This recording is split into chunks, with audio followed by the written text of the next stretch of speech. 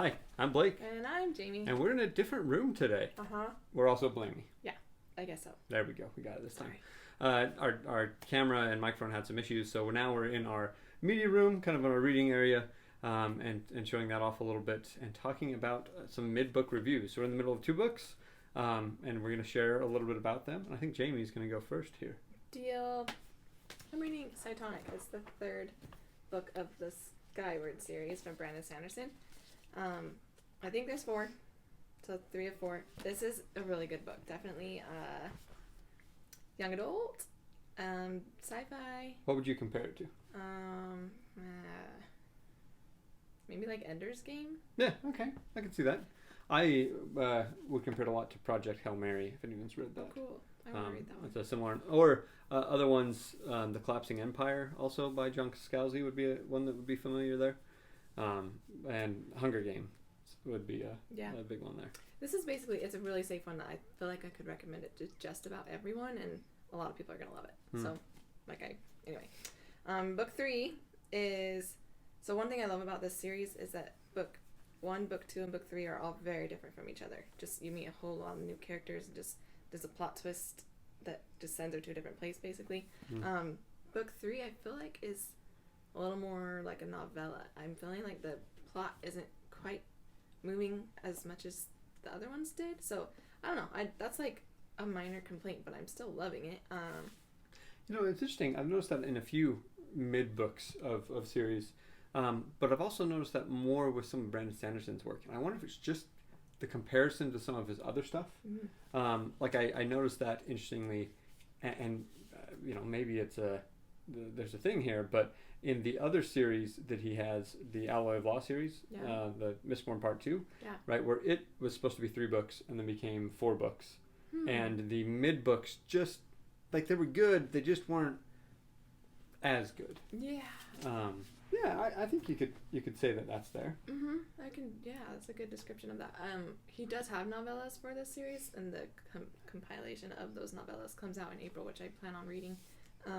So I'm curious to read them to see like how novella is comparing them. I definitely do still recommend this book, and I love it. I'm a little more than halfway, and I feel like, I don't know, I'm more prepared to meet aliens, because I'll be kinder to people. And to people, but not to aliens. No, to aliens. Sorry, to other species. Do you envision the other species she's with as aliens? Or you envision them as human? Oh no, they're all alien.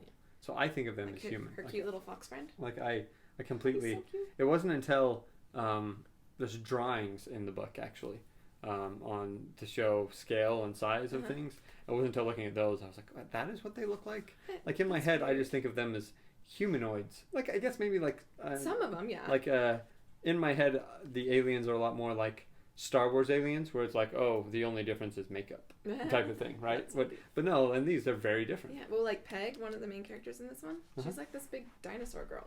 Like, yeah, I think I've done a good job of picturing them. Yeah, I failed at that. But it's cool. It's a good book. It's like a good reminder of what it's like to be human and what it means to be human. And Mbot's the best, so. Who is in fact not human. He's not. He's an AI. So maybe being AI is best. He's like learning to deal with human emotions. Because, I don't know. Isn't it still computer emotions because he's not a human? Yeah, I guess so, but yeah, they're more human than most computers. That's fair. Anyway, I've been talking for a long time.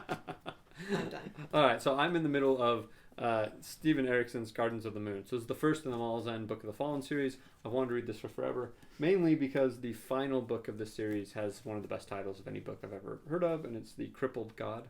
And man, do I want to get to that book. So I'm really excited about this and am loving it so far, which should be a little unsurprising. It is a notoriously good high fantasy series, and I love high fantasy, epic fantasy.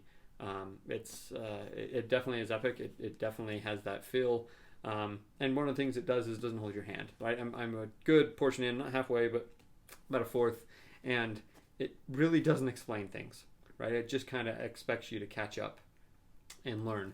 And you like that. And I do. I really like that. That just...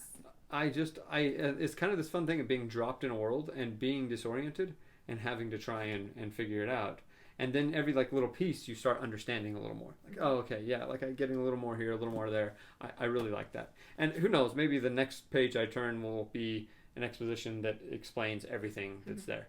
But so far it hasn't been, and I really, really enjoy that. I also enjoy where they have kind of the time jumps, and it does this, right, where something happens and then you jump forward. And that definitely happens at the start of this book. So overall, really enjoying it. I'll let people know how I liked it at the end, but it's high on my list.